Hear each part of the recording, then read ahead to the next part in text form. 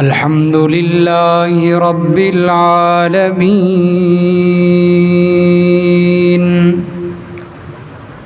والعاقبة للمتقين والصلاة والسلام على سيد الرسل وخاتم النبيين وعلى آله وأصحابه أجمعين، خصوصاً على الخلفاء الراشدين المهديين والذين اتبعوهم بإحسان إلى يوم الدين. أما بعد، فقد قال الله تبارك وتعالى في كلامه المجيد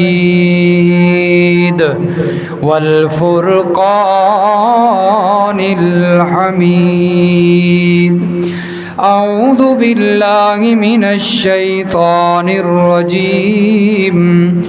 بسم الله الرحمن الرحيم.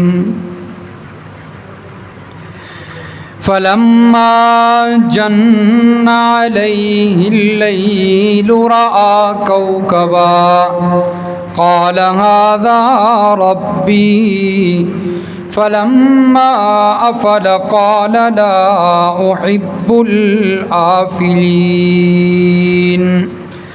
فلما رأى القمر بازغا قال هذا ربي، فلما أفل قال لئن لم يهدني ربي لأكونن من القوم الضالين.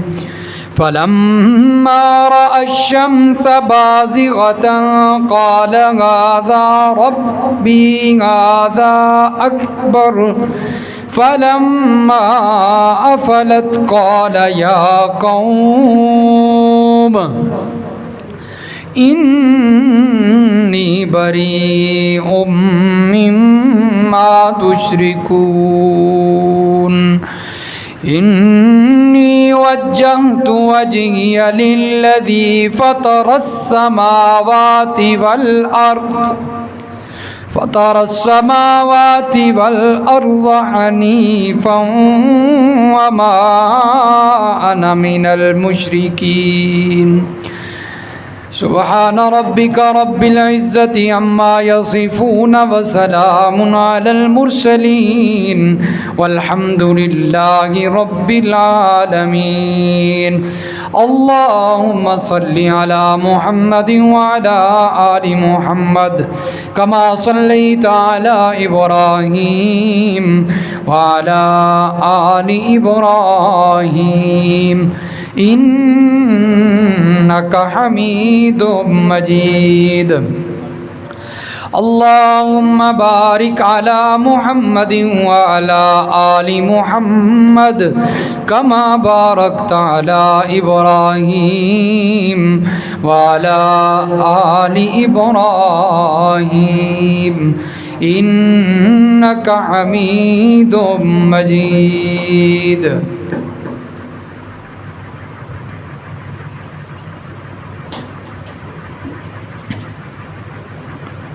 انتہائی واجب الاحترام محترم بزرگوں، عزیز دوستو،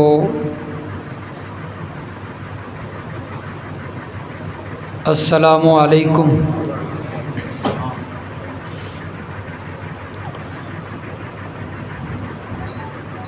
رب تعالی قرآن مجید کے اندر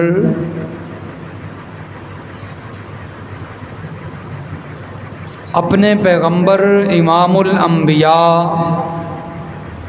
خاتم النبیین محمد الرسول اللہ صلی اللہ علیہ وسلم کو ایک حکم ارشاد فرماتے ہیں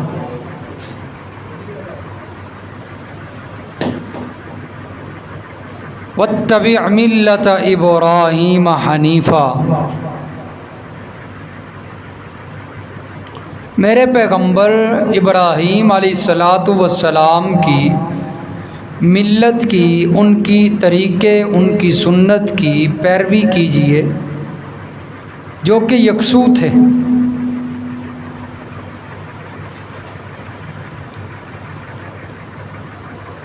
جس پیغمبر کی پیروی کا حکم ہمارے پیغمبر کو ملا ہے،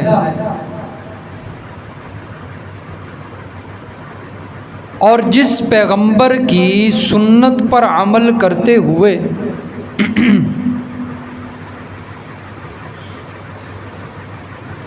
ساری دنیا کے لوگ لاکھوں کی تعداد میں اللہ رب العزت کے راستے میں جانور ذبح کرتے ہیں،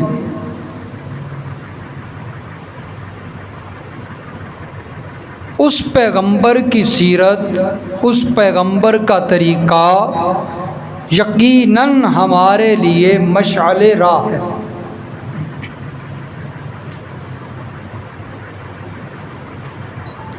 تاریخ کی کتب کا مطالعہ کریں تو اس سے یہ بات پتہ چلتی ہے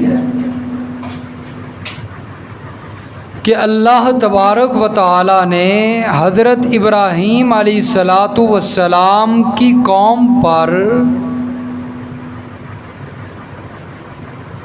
بے شمار نعمتیں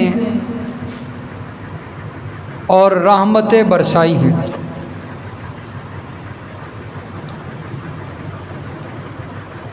اور اللہ تبارک و تعالی کی نعمتوں کے نزول کا تقاضا یہ تھا کہ ان کی امت شکریہ ادا کرتے ہوئے، شکر بجا لاتے ہوئے صرف اور صرف اللہ تعالی کی عبادت اور بندگی کرتی اور اللہ کے ساتھ کسی کو شریک نہ ٹھہراتی۔ لیکن وہ قوم الٹ چل پڑی اور بدترین قسم کے شرک میں مبتلا ہو گئی۔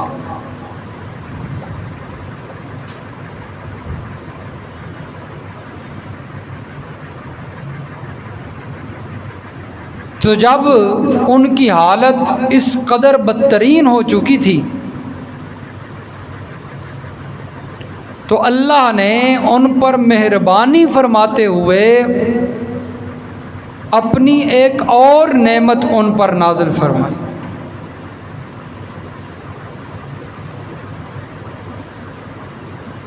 اور وہ نعمت یہ تھی کہ اللہ نے ان کی بدترین حالت کو بدلنے کے لیے، راہ راست پر لانے کے لیے ان کے اندر اللہ نے اپنا ایک پیغمبر حضرت ابراہیم علیہ الصلاۃ والسلام کو مبعوث فرما دیا کہ میرے پیغمبر جائیے اور اپنی قوم کو گناہ سے بچائیے، شرک والے گناہ سے انہیں بچائیے۔ اللہ نے حضرت ابراہیم علیہ الصلاۃ والسلام کو نبوت عطا فرما دی، اور حضرت ابراہیم علیہ الصلاۃ والسلام نے اپنی نبوت کا اعلان کیا، اور حقیقت میں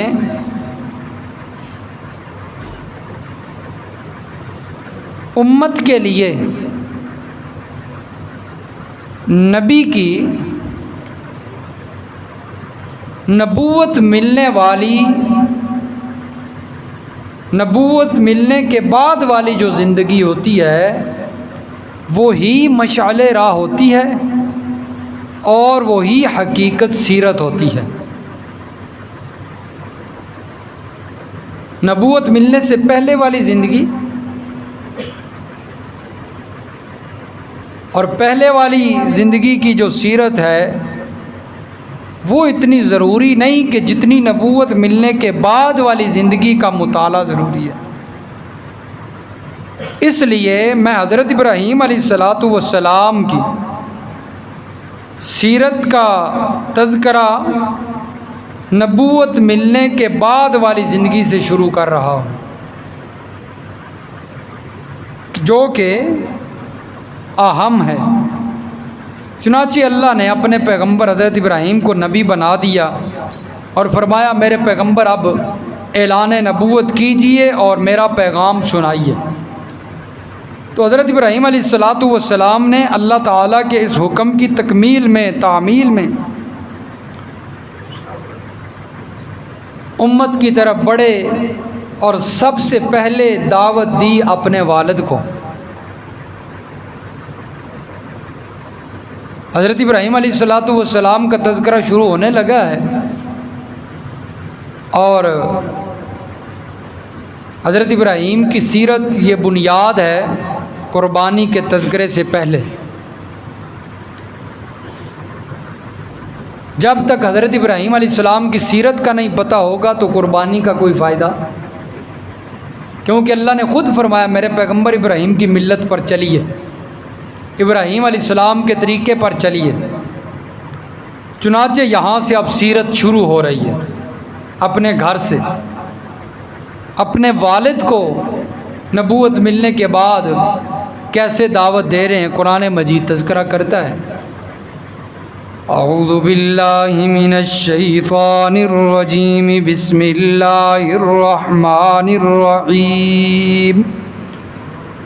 اذ قال لأبیہ یا ابت لم تعبد ما لا يسمع ولا يبصر ولا يغنی عنک شیئا۔ اے میرے پیارے ابا جان، حضرت ابراہیم اپنے والد کو کیا کہتے ہیں؟ اے میرے پیارے ابا جان۔ حسن ادب دیکھیے، حضرت ابراہیم علیہ السلام کی دعوت کا انداز، طریقہ، اور پھر والد کا ادب و احترام۔ اگرچہ والد مشرک تھا لیکن والدین کا ادب و احترام کو ملحوظ خاطر رکھ کر جو ہے وہ دعوت۔ اے میرے پیارے ابا جان، لم تعبد ما لا يسمع ولا يبصر ولا يغنی عنک شیئا۔ ذرا بتائیے تو صحیح نا، میں یہ نہیں کہتا کہ عبادت کس کی کرنی ہے، پہلے آپ بتائیے کہ آپ ان کی عبادت کیوں کرتے ہو جو سنتے نہیں ہیں، جو آپ کی آہوزاری کو سنتے، ولا یبصر، اور آپ کی کمزور حالت کو دیکھتے نہیں ہیں، ولا یغنی عنک شیئا، اور آپ کے ایک کوڑی بھی کام نہیں آ سکتے۔ یہ حضرت ابراہیم علیہ الصلاۃ والسلام صفات کا تذکرہ کر رہے ہیں، یعنی جن کو آپ پکارتے ہیں ان کی یہ صفتیں ہیں۔ اور معبود ہونے کے لیے ضروری ہے، معبود وہ ہوتا ہے جو غائبانہ پکارے سنتا بھی ہو، ہر ایک کی حالت کو دیکھتا بھی ہو اور ان کی حالتیں درست بھی کر سکتا ہو۔ یہ معبود کی صفتیں ہیں، اور جن کی تم عبادت کرتے ہو ان میں سے تو کوئی بھی صفت نہیں پائی جاتی، سنتے بھی نہیں، دیکھتے بھی نہیں، کام بھی نہیں کر سکتے۔ یا ابت انی قد جاءنی من العلم ما لم یأتک، اے میرے پیارے ابا جان، میرے پاس اللہ کی طرف سے علم آیا ہے، نبوت والا علم، وحی والا علم، جو آپ کے پاس نہیں ہے۔ اس لیے ابا جان میری بات مانیے، فاتبعنی اہدک صراطا سویا، میرے پیچھے چلیے، میری پیروی کیجیے، تاکہ میں آپ کو صراط مستقیم پر لے کر چلوں، سیدھے راستے پر لے کر چلوں۔ اس لیے کہ آپ غلط راستے پر ہیں، آپ نے رستہ جو چنا ہے وہ ٹھیک نہیں ہے، میری پیروی کیجئے، میری بات مانیے۔ یا ابت لا تعبد الشیطان، اے میرے پیارے ابا جان شیطان کی عبادت نہ کیجئے، شیطان کی عبادت نہ کیجئے، اس لیے کہ جن کی تم عبادت کر رہے ہو حقیقت میں شیطان کی عبادت ہوتی ہے، وہ خود اپنی عبادت کرواتا ہے۔ ان الشیطان کان للرحمن عصیا، اس لیے کہ شیطان رب تعالیٰ کا بڑا نافرمان ہے، بڑا ہی نافرمان ہے۔ یا ابت انی اخاف ان یمسک عذاب، اے میرے پیارے ابا جان اس لیے میں آپ کو دعوت دے رہا ہوں، آپ کے ساتھ خیر خواہی کر رہا ہوں، میں ڈرتا ہوں اس بات سے کہ آپ انہی کی عبادت میں لگے رہے تو اللہ کا عذاب آ جائے گا، اللہ کے عذاب سے آپ بچ نہیں سکیں گے۔ فَتَكُونَ لِلشَّيْطَانِ وَلِيًّا، اور آپ شیطان کے دوست بن جائیں گے۔ اب دیکھیے حضرت ابراہیم علیہ السلام کتنا خوبصورت انداز ہے دعوت دینے کا، کتنا نرم لہجہ ہے، کتنی خیر خواہی ہے، کتنی محبت ہے، کتنی شفقت ہے والد کے لیے، کتنی خیر خواہی ہے والد کے لیے، اور کتنا درد ہے والد کے لیے۔ لیکن جواب کیا آتا ہے، جواب کیا ملتا ہے والد کی طرف سے؟ والد کہتے ہیں قال اراغب انت عن آلہتی یا ابراہیم، اے ابراہیم، اے میرے بیٹے، کیا تو میرے الہوں کو برا بھلا کہنے سے باز نہیں آئے گا؟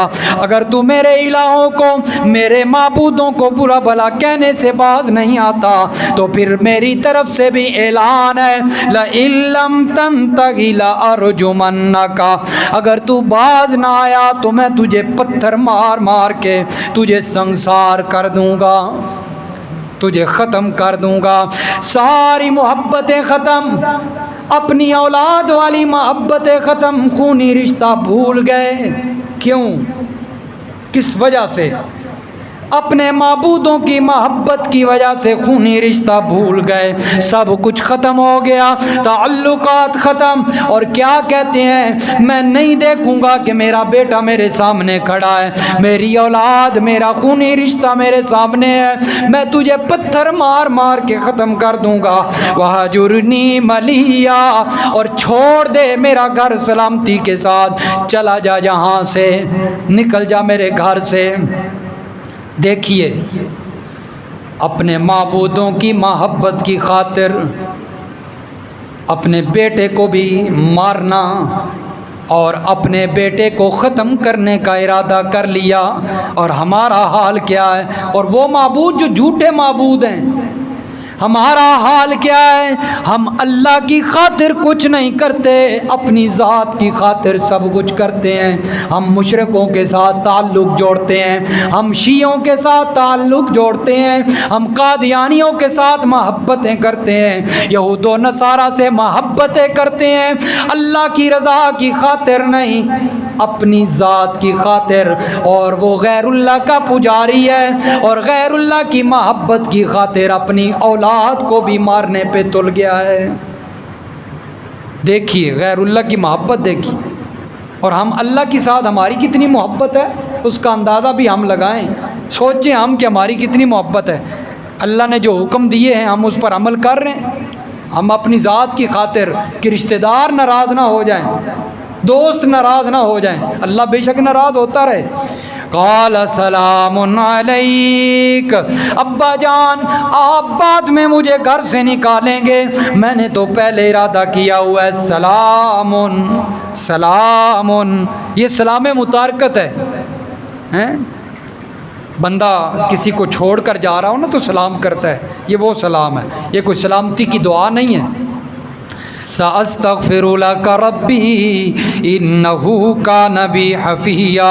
والد کو دعوت دینے کے بعد قوم کے پاس چلے گئے، جس کا ذکر اللہ رب العزت سورۃ الانبیاء کی آیت نمبر 52 کے اندر فرماتے ہیں، اور یہ میرے سامنے رب العالمین کا قرآن اور قرآن مجید کا 17واں پارہ ہے، سورۃ الانبیاء کی آیت نمبر 52 ہے۔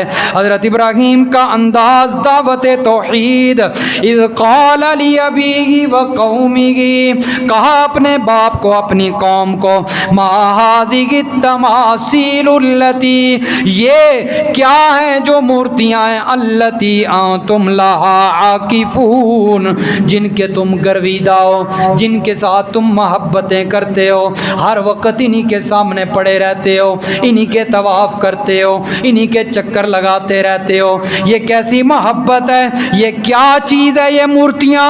قالوا وجدنا آباءنا لها عابدین، قوم والے کہنے لگے ہم اس لیے ان کے گرویدہ ہیں کیونکہ ہم نے اپنے آباء و اجداد کو ان کی عبادت کرتے ہوئے دیکھا، ہم نے بڑوں کو ان کی عبادت کرتے ہوئے دیکھا۔ اب یہ دلیلیں دے رہے ہیں اور کوئی دلیل نہیں، ہم نے بڑوں کو دیکھا کہ وہ ان کی عبادت کیا کرتے تھے۔ قال لقد کنتم انتم وآباؤکم فی ضلال مبین، آیا فتویٰ حضرت ابراہیم کی طرف سے۔ حضرت ابراہیم نے فرمایا تم بھی گمراہ، تمہارے آباء و اجداد بھی گمراہ۔ قالوا اجئتنا بالحق، کہنے لگے ابراہیم کیا تو ہمارے پاس حق لے کر آیا ہے، جو تو بات کرتا ہے واقعتاً یہ ٹھیک ہے، ام انت من اللاعبین، یا پھر کوئی مذاق کر رہا ہے؟ تو جو بات کہہ رہا ہے کہ واقعی یہ ہمارے معبود جھوٹے معبود ہیں یا کوئی مذاق کر رہا ہے، حقیقت تو بتا۔ کہنے لگے قال بل ربکم رب السماوات والارض الذی فطرہن، میں نے کوئی مذاق نہیں کیا، میں حق بیان کر رہا ہوں۔ حقیقی بات یہ ہے کہ تمہارا رب وہی رب ہے جو آسمان و زمین کا رب ہے۔ تمہارا رب کون ہے؟ جس نے آسمان و زمین کو بنایا، آسمان و زمین کو پیدا کیا، تمہیں بھی پیدا کیا۔ وَأَنَا عَلَىٰ ذَلِكُم مِّنَ الشَّاهِدِينَ، میں اس پر گواہ ہوں، میں کوئی ریت کے ٹیلے پر کھڑے ہو کر نہیں کہہ رہا، مضبوط دیوار پہ کھڑا ہوں، میں گواہ ہوں اس بات پر کہ تمہارا حقیقی رب وہی رب ہے جو تمہارا پروردگار ہے، تمہیں پیدا کرنے والا ہے۔ سورۃ الشعراء ہے اور پارہ نمبر 19 ہے۔ رب تعالیٰ سورۃ الشعراء کے اندر حضرت ابراہیم علیہ السلام کی قوم کو دعوت کا تفصیلی تذکرہ فرماتے ہیں۔ سورۃ الشعراء کی آیت نمبر 70 ہے، فرمایا وَاتْلُ عَلَيْهِمْ نَبَأَ إِبْرَاهِيمَ إِذْ قَالَ لِأَبِيهِ وَقَوْمِهِ مَا تَعْبُدُونَ، قوم والوں سے کیا پوچھتے ہیں؟ میری قوم والوں بتاؤ کن کی تم عبادت کرتے ہو؟ ما تعبدون، یہ جن کی تم عبادت کرتے ہو یہ کیا ہے، کن کی عبادت کرتے ہو؟ قالوا نعبد اصناما، کہنے لگے ہم بتوں کی عبادت کرتے ہیں۔ کن کی عبادت کر رہے ہیں؟ اصناما، صنم کی جمع ہے، بتوں کی عبادت کر رہے ہیں۔ فَنَظَلُّ لَهَا عَاكِفِينَ، اور ہم انہی کی سیوا میں لگے رہتے ہیں، ہم انہی کی خدمت کرتے رہتے ہیں، پجاری جو ہیں۔ قَالَ هَلْ يَسْمَعُونَكُمْ إِذْ تَدْعُونَ، حضرت ابراہیم نے فرمایا جس وقت تم ان کو پکارتے ہو یہ تمہاری سنتے بھی ہیں کہ نہیں؟ بڑا خوبصورت انداز ہے۔ ادھر باپ کو کیا کہا کہ تم کیوں ان کی عبادت کیوں کر رہے ہو، ما لا یسمع، جو سنتے۔ ادھر قوم کو کیا کہہ رہے ہیں؟ هل يسمعونکم اذ تدعون، جن کو تم پکارتے ہو کیا تمہاری سنتے ہیں؟ دونوں جگہ پہ پہلے کس کی نفی کر رہے ہیں؟ سننے کی، کہ جو مر جائے، مردہ ہو جائے، مورتی بن جائے، بے جان ہو جائے، وہ سنتا نہیں ہے۔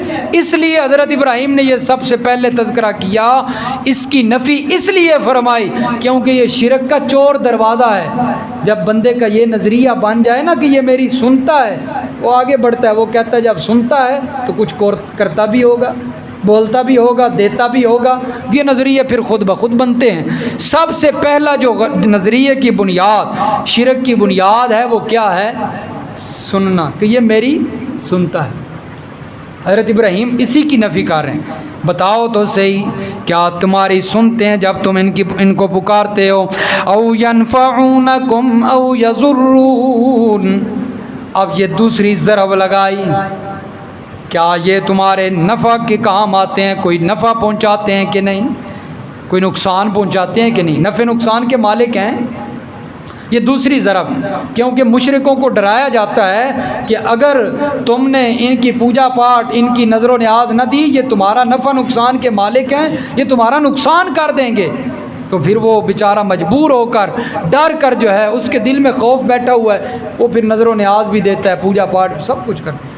کیا تمہارے نفع نقصان کے مالک ہیں؟ قالوا بل وجدنا آباءنا كذلك يفعلون، اب قوم کا جواب، نہیں نہیں، سنتے بھی نہیں، نفع نقصان کے مالک بھی نہیں، پھر کیوں پکارتے ہو؟ کہنے لگے ہم نے اپنے بڑوں کو عبادت کرتے ہوئے پایا، وہ انہی کو پکارتے تھے، ہم نے ان کو دیکھا وہ اسی طرح کیا کرتے تھے۔